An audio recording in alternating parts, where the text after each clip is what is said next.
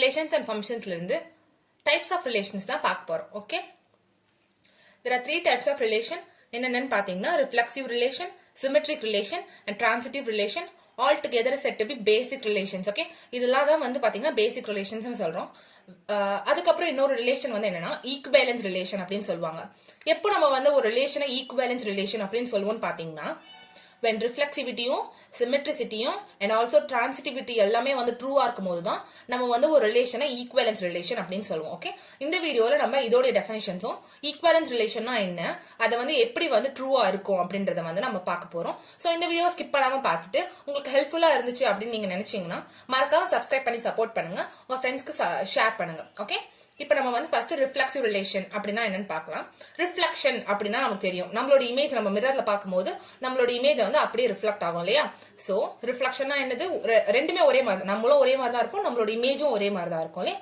நம்ம வந்து ஏன்ற எலிமெண்ட் கன்சிடர் பண்ணிக்கணும்னா அதோட ரிஃப்ளெக்ஷன் எப்படி இருக்கும், ஏவா தான் இருக்கும் இல்லையா. சோ நம்ம இது எப்படி படிக்கலாம்னு பாருங்க. ஏ is related to A.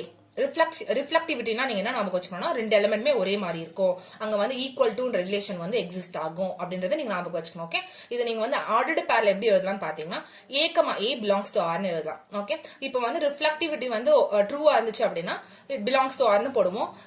when it was not true, not reflective அப்படின்னா it does not belong to ஆர்னு போட போறோம். அவ்வளவுதான், வெரி சிம்பிள். ரிஃப்ளெக்டிவிட்டி அப்படின்னா நீங்க ஞாபகம் வச்சுக்க வேண்டியது ரெண்டு எலிமெண்ட்மே ஒரே மாதிரி இருக்கும், ஈக்குவல் டு ரிலேஷன் வந்து எக்ஸிஸ்ட் ஆகும் அப்படின்றது. ஓகே, நெக்ஸ்ட் வந்து சிமெட்ரிசிட்டி.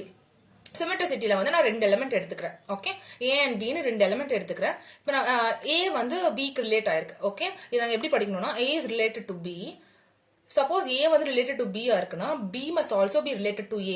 இந்த கண்டிஷன் வந்து எக்ஸிஸ்ட் ஆனா மட்டும்தான் சிமெட்ரிசிட்டி வந்து ட்ரூன்னு நம்ம சொல்லுவோம். ஓகே, இது நம்ம ஆர்டர்டு பேர்ல எழுதணும்னா ஏ கமா பி பிலாங்ஸ் டு ஆர்னு எழுதுவோம். ஓகே, இது வந்து நம்ம அடிஷன் வச்சு நம்ம வந்து பண்ணி பார்க்கலாம்.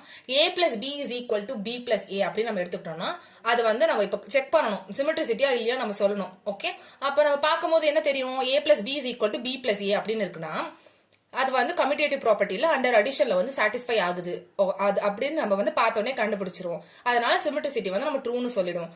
இப்போ வந்து அந்த கண்டிஷன் வந்து சாட்டிஸ்ஃபை ஆகல, மல்டிபிளிகேஷன் இருக்கு அப்படின்னா சாட்டிஸ்ஃபை ஆகல, இல்ல சப்போஸ் டிவிஷன்ல இருக்கு சாட்டிஸ்ஃபை ஆகல அப்படின்னா நம்ம வந்து நாட் சிமெட்ரிக் அப்படின்னு சொல்லிடுவோம். ஓகேவா, 2 எலிமெண்ட் கன்சிடர் பண்ணிக்கணும். ஒன்னு நம்ம வந்து எந்த ஆப்ரேஷன் வச்சு பண்ணாலுமே வந்து, அதாவது இப்ப நம்ம ஃபார்வர்ட்ல வந்து ரிலேட்டடா இருந்துச்சுன்னா பேக்வர்ட்லயும் அது வந்து ரிலேட்டடா இருக்கணும். அதுதான் வந்து சிமெட்ரிசிட்டி ப்ராப்பர்ட்டி. ஓகேவா, நெக்ஸ்ட் வந்து பாத்தீங்கன்னா டிரான்சிட்டிவிட்டி. டிரான்சிட்டிவிட்டியில வந்து நான் 3 எலிமெண்ட் கன்சிடர் பண்ணிக்கிறேன். ஏ பி அண்ட் சின்னு வந்து நான் கன்சிடர் பண்ணிக்கிறேன்.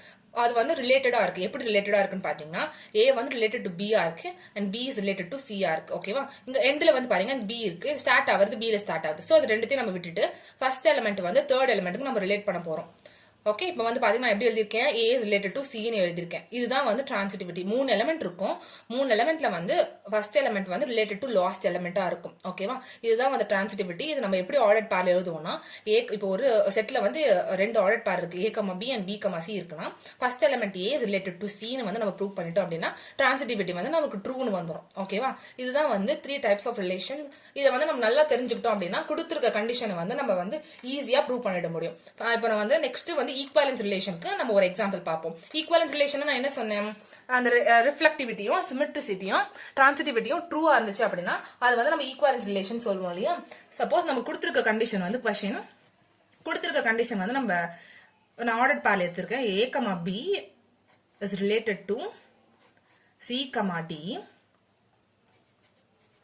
கண்டிஷன் என்னன்னா when a plus d is equal to b plus c அப்படின்னு இருந்தாதான் வந்து அது ரிலேட்டடா இருக்கு அப்படின்னு சொல்றாங்க. ஓகே, இப்போ நம்ம வந்து இது ஈக்குவலன்ஸ் ரிலேஷன்ல இருக்கா இல்லையான்றது நம்ம செக் பண்ண சொல்லியிருக்காங்க. அப்ப நம்ம ஃபர்ஸ்ட் என்ன பார்க்கணும், ரிஃப்ளெக்சிவிட்டி வந்து ட்ரூவா இருக்கா இல்லையான்னு பார்க்க போறோம்.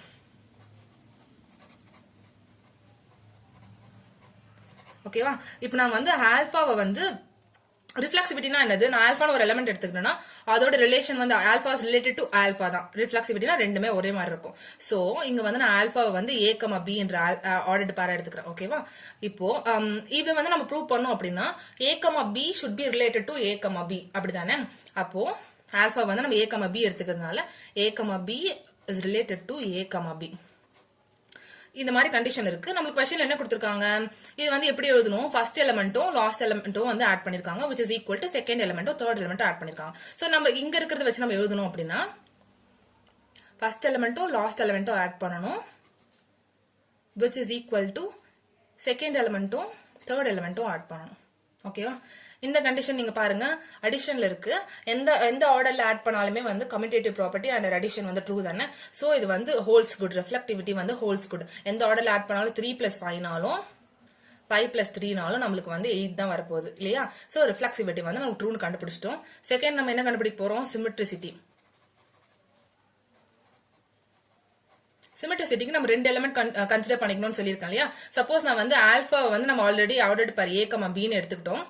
அதனால பீட்டாவை வந்து நான் வந்து சி கமா டின்னு எடுத்துக்கிறேன். ஓகே, இப்போ சிமெட்ரிசிட்டினா என்னது?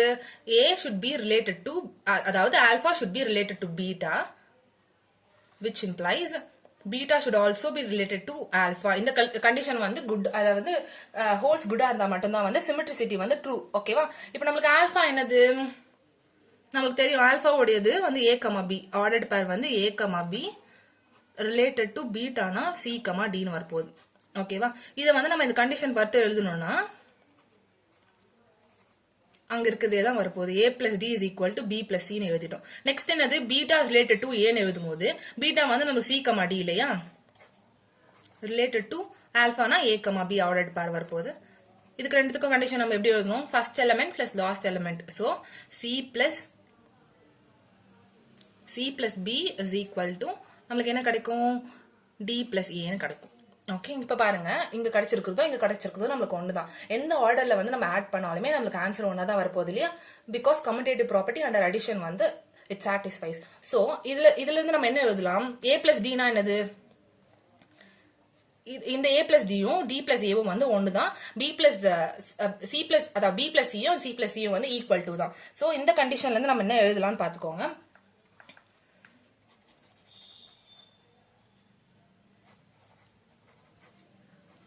இது ரெண்டுமே ஈக்குவல் தான். சோ இது ரெண்டுமே வந்து ரிலேட் ஆயிருக்கு. A plus B, A comma B related to C comma டியும்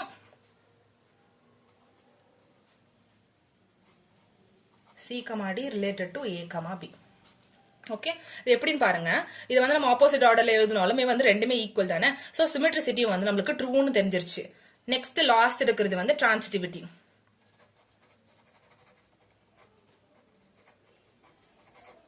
டிரான்சிட்டிவிட்டியில வந்து நம்ம 3 எலிமெண்ட் கன்சிடர் பண்ணணும் இல்லையா? ஆல்பா பீட்டா காமான்ட்டு நான் கன்சிடர் பண்ணிக்கிறேன். ஆல்பா வந்து நான் ஆர்டர்ட் பர் ஏ கமா பின்னு எடுத்துக்கிறேன். பீட்டாவை வந்து நான் சி கமா டின்னு எடுத்துக்கிறேன். என் காமாவை வந்து இ கமா எஃப்னு எடுத்துக்கிறேன். ஓகே, இப்போ நம்மளுக்கு தெரியும் டிரான்சிட்டிவிட்டியில என்னது? இப்போ வந்து alpha is related to beta அப்படின்னா beta must be related to, beta வந்து ரிலேட்டட் டு காமா இருக்கு அப்படின்னா நம்மளுக்கு என்ன தெரியும்? இது இந்த ஃபர்ஸ்ட் எலிமெண்ட்டும் லாஸ்ட் எலிமெண்ட்டும் வந்து நம்மளுக்கு ரிலேட்டிவிட்டியில வந்து எக்ஸிஸ்ட் ஆகணும்.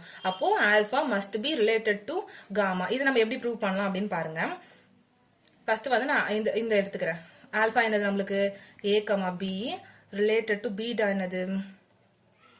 C comma D. இது வந்து கண்டிஷன்ல எழுதணும்னா எப்படி எழுதலாம்? First element plus last element is equal to second element plus third element அப்படின்னு எழுதுவோமா? நெக்ஸ்ட் பீட்டா ரிலேட்டட் டு காமானா எப்படி எழுதுவோம்? பீட்டா வந்து C comma D related to gamma வந்து இ கமா எஃப். ஸோ இதை கண்டிஷன் மாதிரி எழுதணும்னா எப்படி எழுதணும்? First element plus last element is equal to second element plus third எலிமெண்ட்னு எழுதுவோமா? நம்ம வந்து ப்ரூவ் பண்ண வேண்டியது வந்து ஆல்பா வந்து ரிலேட்டட் டு காமா. ஆல்பா நம்மளுக்கு என்னன்னு தெரியும்? ஆர்டர்ட் பர் ஏ கமா பின்னு தெரியும். ரிலேட்டட் டு காமானா என்னது? இ கமா எஃப்னு தெரியும். ஸோ இதோட ரிலேஷன் எப்படி கொஸ்டின்ல கொடுத்துருக்கிற மாதிரி எழுதணும்னா first element plus last element is equal to second element plus third element வருமா? ஸோ இப்போ பாருங்க நம்மளுக்கு கிடைச்சிருக்க ரிசல்ட் வந்து நான் ஆட் பண்றேன். இந்த சைடு வந்து ஆட் பண்ணிக்கிறேன். என்ன கிடைக்கும் நம்மளுக்கு? a plus d plus c plus f னு கிடைக்க போகுது, which is equal to b plus c plus d plus e னு கிடைக்குமா? So same element வந்து cancel ஆகுது, d cancel ஆயிருச்சு, c and c cancel ஆயிருச்சு. இங்க வந்து நமக்கு என்ன கிடைக்குது? a plus f is equal to b plus e னு கிடைக்கும். So இப்படி இருக்கு அப்படின்னா இங்க வந்து என்ன பண்ணிருக்காங்க? இந்த கண்டிஷன் பொறுத்து நம்ம क्वेश्चनல இருக்க கண்டிஷன் என்னது? ஃபர்ஸ்ட் எலிமெண்ட்டும் லாஸ்ட் எலிமெண்ட்டும் ஆட் பண்ணிருப்பாங்க. அப்போ இந்த ஆர்டர்ட் பேர்ல ஃபர்ஸ்ட் எலிமெண்ட் ஃபர்ஸ்ட் போட்டாச்சு, related to last element f இங்க வந்துரும். அதுக்கப்புறமா இங்க இருக்கிற செகண்ட் எலிமெண்ட் வந்து இங்க வரும், தேர்ட் எலிமெண்ட் வந்து இங்க வரும். So a, b related to e, f னா a, b நம்மளுக்கு என்னது? Gamma, which is related to A, B வந்து காமாவா which is related to E, F னா என்னது sorry A, B is alpha which is related to E, F னா என்னது gamma. So நம்மளுக்கு இங்க இருந்து தெரியுது இதுல இருந்து alpha related to beta and beta related to gamma னா நமக்கு transitivity ப்ராப்பர்ட்டில நம்ம என்ன ப்ரூவ் பண்ணணும் கடைசியில alpha must be related to gamma னு ப்ரூவ் பண்ணிருக்கோம் அவ்வளவுதான் இந்த ப்ராப்பர்ட்டி. சோ மூணுமே வந்து transitivity, symmetricity, transitivityயும் symmetricity as well as reflectivity வந்து ட்ரூவா இருக்கிறதுனால இந்த கண்டிஷன் வந்து பாத்தீங்கன்னா ஈக்குவேலன்ஸ் ரிலேஷனை சாட்டிஸ்ஃபை பண்ணுது அப்படின்னு சொல்லலாம். ஓகே அவ்வளவுதான், வெரி சிம்பிள்.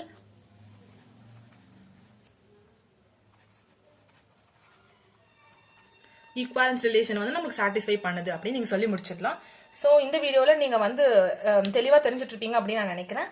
உங்களுக்கு கரெக்டாக புரிஞ்சிருக்கு அப்படின்னு நீங்கள் நினச்சிங்கன்னா என்னோட சேனலுக்கு சப்ஸ்கிரைப் பண்ணி சப்போர்ட் பண்ணுங்கள். உங்கள் ஃப்ரெண்ட்ஸ் எல்லாருக்கும் ஷேர் பண்ணுங்கள். தேங்க்யூ.